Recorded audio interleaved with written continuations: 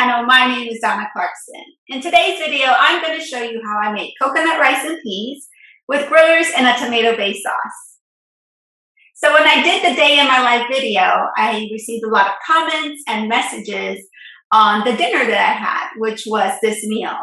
So I decided to make it today. Now I don't use measurements, so I'm going to do the best I can to show you and tell you how much I use of what. All right, let's get right into it.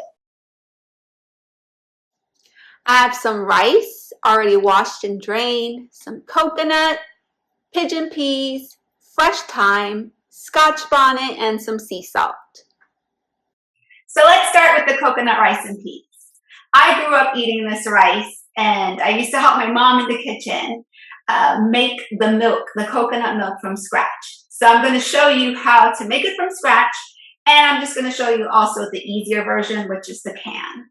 My dad used to do this, and now my husband does. Just break open the coconut and scrape out the coconut meat. So I already have some water in the blender. I'm going to put in the coconut.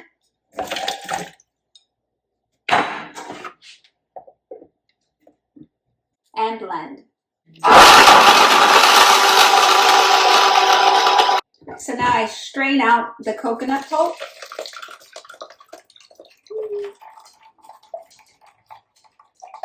So here is the coconut milk. Okay, now so that we have the coconut milk ready from scratch, I wanted to show you another option. You can get the coconut milk already done in the can. It's a lot quicker, a lot easier. I actually use the coconut milk more often than I do the from scratch milk because it just takes a lot more time. So I actually make the milk from scratch on special occasions. And I wish when I was younger that we knew that this existed, because we had to bust open the coconut, scrape out the meat, cut it up, blend it, strain it, blend it, strain it. My mom wanted the coconut pulp very, very fine. That means that you've taken out all that good coconut out of it.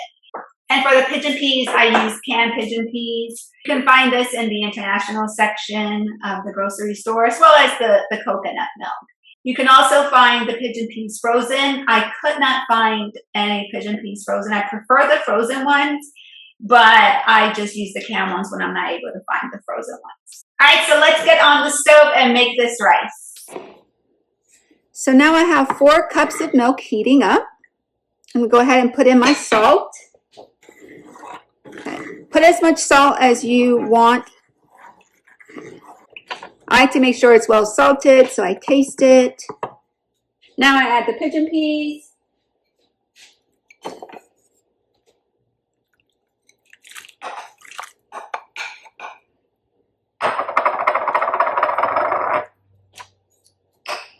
And the thyme. So that was a can of pigeon peas. I like a lot of thyme in my rice, so you can decide how much thyme you want in yours. Now I want to get the milk to a boil before I add my rice.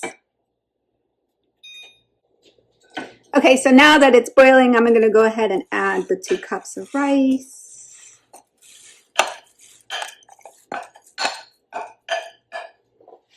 Okay. Stir it. Before I add the lid, I'm going to go ahead and add the Scotch Bonnet pepper. I like to put a little slit in it. Just a little slit to get that flavor in there. Okay. And then top it and let it cook.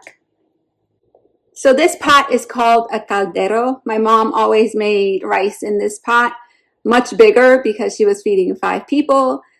So I've always made rice in these types of pots. So while the rice is cooking, I'm going to start making the grillers. So when my mom made the coconut rice, she always paired it with some type of meat in a sauce. So I'm vegetarian, been vegetarian for almost 25 years now. And I miss having some type of side with a tomato-based sauce like she used to do. So I was so happy to find the grillers. So these are grillers. They are from Morningstar. You can find them in any supermarket in the frozen section. So when I found these, I just decided to come up with a tomato-based sauce. And these are the ingredients I'm going to use in the grillers. I have some water, some vegetable broth, the grillers, of course, some mojo, which is a citrus-based marinade, some tomato paste, cilantro, sea salt, garlic chopped up, and spices. I like to use Mrs. Dash, garlic powder, onion powder, and the sofrito that I made from scratch. I have onions and peppers and garlic and cilantro, and this adds as a really good marinade and base for the grillers.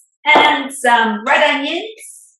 I have red and yellow and orange bell peppers. All right, let's get started cooking the grillers.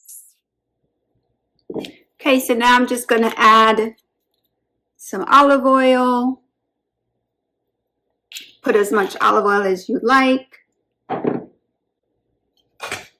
And put in the onions and the peppers. Love that sound. Now that the peppers and onions are cooked down, I'm going to add in the garlic.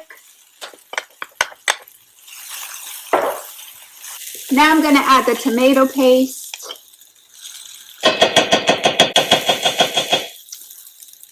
I would say this is about a quarter cup of tomato paste. And I add more or less as I start tasting. Now I'm going to add the vegetable broth.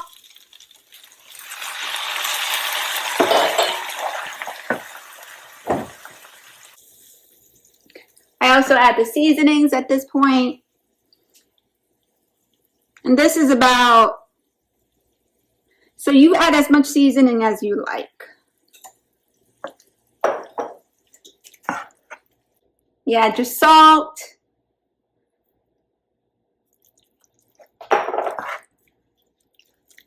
And I put in a little bit of the mojo. You put as much of each ingredient as you like. And I add some of the sofrito.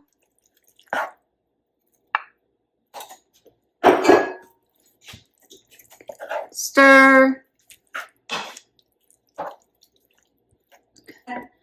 It's starting to look a little thick, so this is where I add a little bit of water.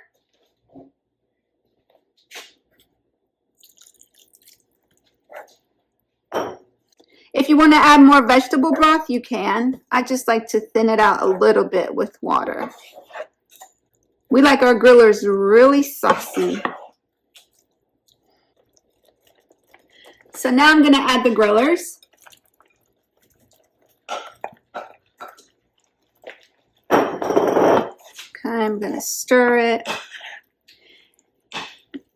Looks a little dry, so I'm going to add a little bit more tomato paste and vegetable broth. This is when you make it your own. You can add some cayenne pepper or any other seasoning that you like.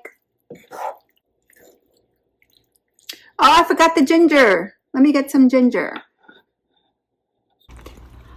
Okay, so I have the ginger. I just chopped up some ginger, fresh ginger. You can put as much ginger as you like. I love ginger. And just continue to stir. Now I'm going to add in the cilantro. Okay, make sure that you're tasting to see if you have enough salt, you have enough seasoning. If you want more sauce, you can go ahead and put in more. More tomato paste, more vegetable broth. Okay, so I added a little bit more tomato paste and vegetable broth, and now I'm going to make it a little bit spicy by adding some cayenne.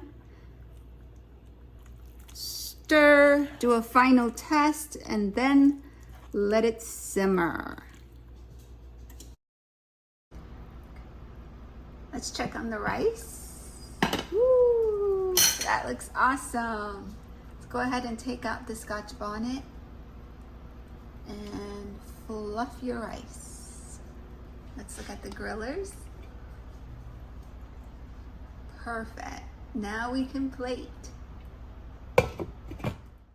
We are done. Now we have our rice and peas, our grillers with tomato-based sauce, and a nice salad.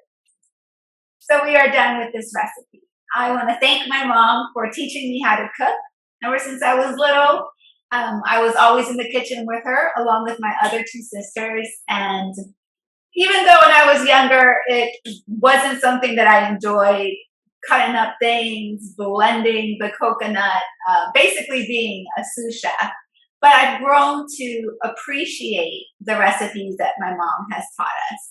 And so if you're interested and you want to see more recipes that I grew up with, tweaked a bit for my vegetarian diet, then hit the subscribe button. And if you like this video, please click the like button and hit the bell so you're notified of any new videos I upload. All right, so thank you so much for spending this time with me, and thank you for continuing to rock with me. Bye!